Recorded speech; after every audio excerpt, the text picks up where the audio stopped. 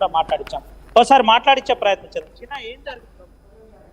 మేము 9:30కి ఎగ్జామ్ ఉంటుంది అనుకొని వెళ్ళాము. కాకపోతే వెళ్ళిన తర్వాత చాలాసేపటి దాకా పేపర్ ఇవ్వలేదు. తర్వాత ఎవరో వచ్చి పేపర్ ప్రింటింగ్ తప్పు పడ్డది, సో మళ్ళీ అక్కడ పంపించాం, కొత్త పేపర్లు వస్తున్నాయి అని చెప్పారు. తర్వాత కొద్దిసేపటి తర్వాత పేపర్లు వచ్చాయి. ఒక 11:30కి రాయడం స్టార్ట్ చేస్తుంది. అంటే ఏం చెప్తున్నా అంటే లోపల ఎవరన్నా అడిగే ప్రయత్నం చేసిందా సార్లకి? ఎందుకు 9:30కి రావాల్సిన పేపర్ 9:30 తర్వాత 11 గంటలకు వచ్చిందని అడిగే ప్రయత్నం జరిగింది. కలెక్టర్ అండ్ డిఈఓ అనుకుంటా వచ్చారు. వాళ్ళు అడిగారు ఇన్విజిలేటర్ని, వాళ్ళు బయటికి వెళ్ళి మాట్లాడుకున్నారు. తెలీదు ఏమనలేదు. ఇంకెవరో వచ్చి మాట్లాడారు వాళ్ళతో.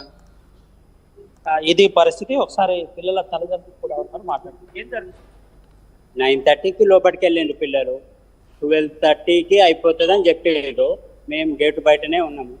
అంటే 12:30కి ఇచ్చి పికప్ చేసుకుందామని వస్తే ఏదో పేపరు వేరే వచ్చింది. ఒక 2 అవర్ డిలే అయింది.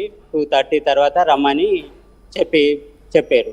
మళ్ళీ 2:30కి వచ్చినాము. ఇప్పటి వరకు అసలు ఏం జరిగిందో మాకైతే ఇంకేది వరకు తెలియదు. 2 అవర్ పేపర్ మారింది అని ఒక ప్రచారం.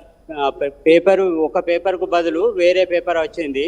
దానివల్ల 2 గంటల సమయం లేట్ అయింది. పిల్లలకు పేపర్ లేట్ ఇవ్వడం వల్ల, కొత్తగా వచ్చిన పేపర్లు ఇవ్వడం వల్ల అని అంటున్నారు, ప్రచారం చేస్తున్నారు. ఖచ్చితమైన సమాచారం అయితే ఇప్పటి వరకు తెలియదు. అధికారులను అడిగితేనే తెలిసే అవకాశం ఉంది. ఇది పరిస్థితి సచిన్. అయితే దీనికి సంబంధించిన పరీక్షా సెంటర్ వద్ద నేరుగా కలెక్టర్ గా వచ్చింది. కలెక్టర్ మాట్లాడిన ఆర్టీవీతో మాట్లాడిన ఎక్స్క్లూజివ్ విజువల్స్ అండ్ ఫుటేజ్ కూడా మన దగ్గర ఉంది, మన సర్వర్ లో రికార్డ్ అయ్యింది. దీనికి సంబంధించిన అంశంలో మనం ఒకసారి చూపెట్టచ్చు. ఇక్కడే ఇదే పరీక్షా కేంద్రం, పక్క మంచిర్యాల జిల్లా కేంద్రం, పరీక్షా కేంద్రం. తెలంగాణ రాష్ట్రంలో తరగతి పరీక్షలు కొనసాగుతున్నాయి. అయితే తెలంగాణ రాష్ట్రంలో ఎక్కడా లేకుండా ప్రశాంతమైన వాతావరణంలో పలు మండలాల్లో, పలు జిల్లాల్లో జరిగింది. కానీ మంచిర్యాల జిల్లా కేంద్రంలో ఇది ఎగ్జామిన్ సెంటర్ వద్ద చాలా స్పష్టంగా లేట్ గా కొనసాగుతుందని పిల్లలు.